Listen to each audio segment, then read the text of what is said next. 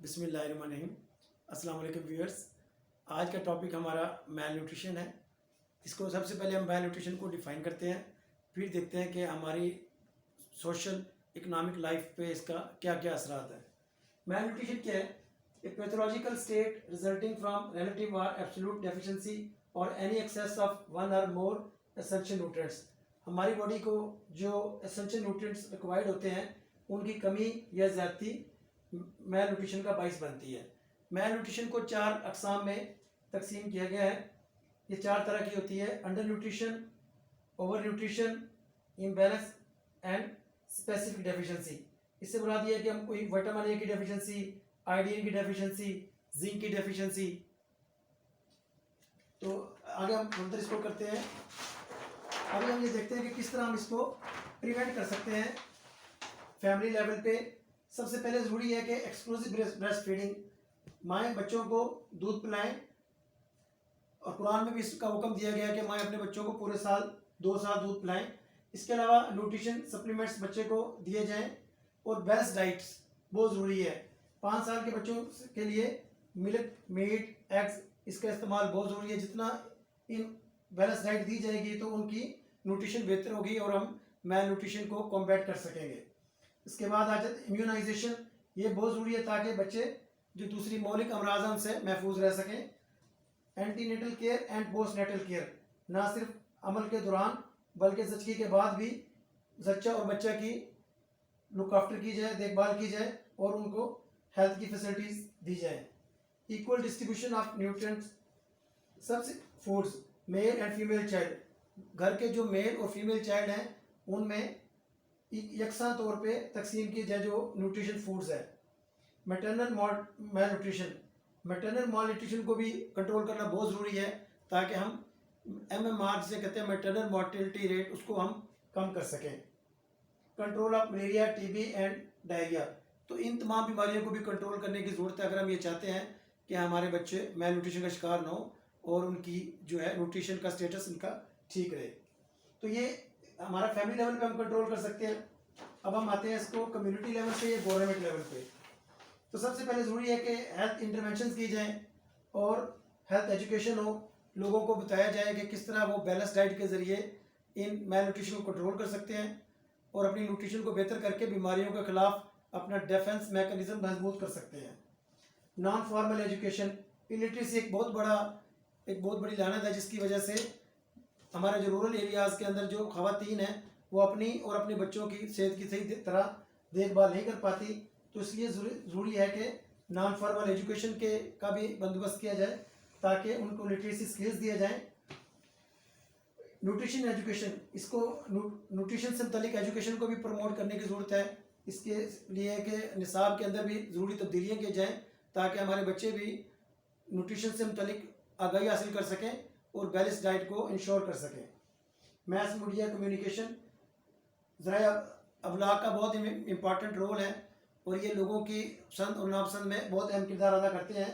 جس طرح mass media ابھی کولڈ ڈرنکس کو اور فاسٹ فوڈ کو پروموٹ کر رہے ہیں، ان کو چاہیے کہ بیلنس ڈائٹ کو بھی خصوصی اہمیت دی جائے اور پبلک سروس میسیجز دیں تاکہ لوگ بیلنس ڈائٹ کی طرف آئیں اور یہ میل نیوٹریشن کی جو لعنت ہے اس کو ہم کنٹرول کر سکیں۔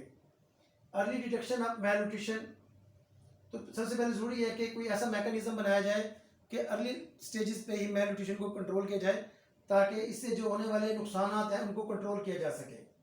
پھر برتھ اسپیسنگ، بچوں کے درمیان پیدائش کے میں وقفہ بھی بہت ضروری ہے تاکہ ماں اور بچے کی صحت کو ہم انشور کر سکیں، بہتر کر سکیں۔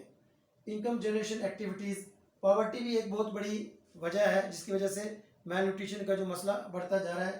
اس لیے گورنمنٹ کو چاہیے کہ ایسی سرگرمیاں کرے، ایسی انڈسٹریلائزیشن کرے اور کاروبار سے متعلق جو سرگرمیاں ہیں ان کو پروموٹ کرے تاکہ لوگوں کا روزگار بڑھنے سے میل نیوٹریشن کے ایشو کو بھی ہم کنٹرول کرنے میں کامیاب ہوں گے۔ Food fortification, iodine, iron A and B, حکومت اور سول سوسائٹی کی مدد سے ڈفرینٹ فورٹیفیکیشن کے پروگرام لانچ کیے گئے ہیں۔ ان میں آئیڈین کا پروگرام ایک بہت کامیابی سے اپنی منازل طے کر رہا ہے۔ 2001 میں جو نیشنل نیوٹریشن سروے ہوا تھا اس کے مطابق 17% گھروں میں آئیڈائز سالٹ استعمال ہو رہا تھا، لیکن ابھی جو 2018 میں جو نیشنل نیوٹریشن سروے ہوا ہے اس کے مطابق 79% گھروں کے اندر آئوڈائز سالٹ استعمال ہو رہا ہے، جس کی وجہ سے آئوڈین ڈیفیشنسی ڈس آرڈرز کو کنٹرول کرنے میں بہت حد تک مدد ملی ہے۔ اس کے علاوہ آئرن کے حوالے سے بھی حکومت اور سول سوسائٹی نے مل کے ایک فلور فورٹیفکیشن پروگرام وضع کیا ہے، اور آٹے کی ملوں کو ان کو پابند کیا گیا ہے کہ وہ آٹے کے اندر آئرن کو مکس کریں تاکہ جو آئرن کی ڈیفیشنسی ہے ان کو بھی کنٹرول کیا جا سکے۔ اس طرح A O D, Punjab food authority اور دوسری فوڈ اتھارٹی کے تعاون سے آئل ملز اور گھی ملز کو بھی پابند کیا گیا کہ جب وہ آئل اور گھی کو تیار کریں تو اس کے اندر وٹامن اے اور ڈی کی فورٹیفکیشن کو بھی انشور کریں تاکہ ان کی جو لوگ آئل اور گھی استعمال کریں تو ان کے ذریعے وٹامن اے اور ڈی کی ڈیفیشنسی کو بھی کنٹرول کیا جا سکے۔ وٹامن اے سپلیمنٹیشن، پولیو کے ڈراپس کے ساتھ وٹامن اے کے کیپسولز بھی دیے جاتے ہیں، بلو اور ریڈ کیپسولز، یہ بھی بچوں کو دیے جانے بہت ضروری ہیں تاکہ وٹامن اے کی ڈیفیشنسی کو ہم کنٹرول کر سکیں، کیونکہ وٹامن اے کی ڈیفیشنسی سے نہ صرف ان کا ڈیفنس میکانزم ان کی کمزور ہوتا ہے، ان کی امیونٹی کم ہوتی ہے، اس کے علاوہ یہ نائٹ بلائنڈنس اور ان کی آئی سائٹ کے میں بہت ایشو ہوتے ہیں اس کی وٹامن اے کی ڈیفیشنسی سے۔ Distribution of iron, folic acid, اسی طرح جو پریگننٹ ویمن ہیں ان کو بھی یہ ٹیبلٹس وغیرہ دی جائیں تاکہ وہ آئرن کی ڈیفیشنسی سے محفوظ رہیں۔ اسٹنٹنگ کا لیول کیا 38 to 44% پاکستان کے اندر، تو اس کو بھی کنٹرول کرنے کے لیے حکومت کوئی پروگرام بنائے۔ اس طرح ویسٹنگ جو 50% ہے نیشنل نیوٹریشن سروے 2018 کے مطابق، تو حکومت کو چاہیے کہ ویسٹنگ اور اسٹنٹنگ کو کنٹرول کرنے کے لیے پروگرام بنائے اور ان کو امپلیمنٹ کرے تاکہ ہم میل نیوٹریشن کی جو لعنت ہے اس کو کنٹرول کر سکیں۔ آگے آ جاتے ہیں ہم پریونشن ایٹ نیشنل لیول۔ سب سے پہلے ضروری ہے کہ گڈ نیوٹریشن پلاننگ کی جائے نیشنل لیول پہ، اور انشور کیا جائے کہ ہماری جو عوام ہے، بچے ہیں، عورتیں ہیں، جن کی جو نیوٹریشن کی ریکوائرمنٹس پوری ہوں۔ نیوٹریشنل ریہیبلیٹیشن سروسز، اگر کوئی میل نیوٹریشن کا شکار ہو جاتا ہے تو اس کے لیے ریہیبلیٹیشن سروسز ہوں تاکہ وہ جلد از جلد میل نیوٹریشن سے نجات پا سکے۔ رورل ڈیولپمنٹ، دیہاتوں کی ڈیولپمنٹ بھی بہت ضروری ہے، کیونکہ ہماری آلموسٹ 65% پاپولیشن دیہاتوں میں رہتی ہے۔ جتنا ہم وہاں پہ انفراسٹرکچر کو بہتر کریں گے، تعلیم اور صحت کے نظام کو بہتر کریں گے، اتنا ہی ہم اس قابل ہوں گے کہ وہاں پہ ہم جو میل نیوٹریشن کو کنٹرول کر سکیں۔ Diet and nutrition service, in service کا ریگولر ہونا بہت ضروری ہے تاکہ ہمیں پتہ چلتا رہے کہ ہم کس لیول پہ کھڑے ہیں ڈائٹ اور نیوٹریشن کے حساب سے، تاکہ ہم ضروری جو چینجز ہیں ان کو یقینی بنا سکیں اور پلاننگ کر سکیں اس کے مطابق۔ ان سروس کے نتیجے میں جو حاصل ہونے والے نتائج ہیں ان کے نتیجے میں ہم پلاننگ کر سکیں۔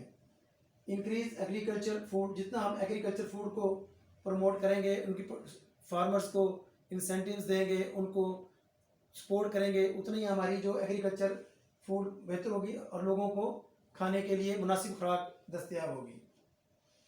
نیوٹریشن سرویلنس، تو ایسا میکانزم ہونا چاہیے جو دیکھے کہ بیلنس ڈائٹ کا کتنا % استعمال ہو رہا ہے اور میل نیوٹریشن کا لیول کیا ہے، تو نیوٹریشن سرویلنس بہت ضروری ہے۔ انٹرنیشنل لیول پہ بین الاقوامی اداروں کا کیا رول ہے؟ اس میں انٹرنیشنل کوآپریشن، خاص طور پہ جو ڈیولپنگ کنٹریز ہیں جو سیلاب، زلزلہ اور دوسری آفات سے بہت زیادہ متاثر ہیں، ابھی بھی پاکستان کے بہت ایریاز میں فلڈ سے بہت زیادہ ایریاز متاثر ہیں، تو ان کے لیے چاہیے کہ ان کے لیے کوئی ایسی میٹیگیشن اسٹریٹجیز بنائی جائیں، ان کو سپورٹ کیا جائے اور ایمرجنسی کے پروگرام تشکیل دیے جائیں تاکہ وہاں کے لوگوں کو میل نیوٹریشن کے مسائل سے نجات دی جا سکے۔ اس میں WHO ہے، FAO ہے، یونیسیف ہے، ورلڈ بینک ہے، UNDP اور انٹرنیشنل ادارے ہیں جو کام کر رہے ہیں ریسکیو کے اور ریلیف کے۔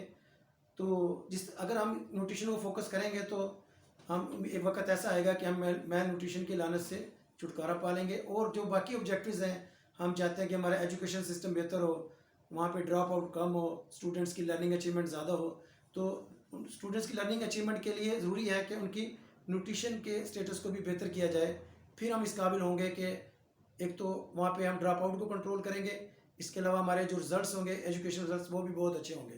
امید ہے کہ انشاءاللہ ایک وقت ایسا آئے گا کہ ہم نیوٹریشن میں بہت آگے نکلیں گے اور میل نیوٹریشن کو کنٹرول کرنے میں کامیاب ہوں گے۔ اللہ حافظ۔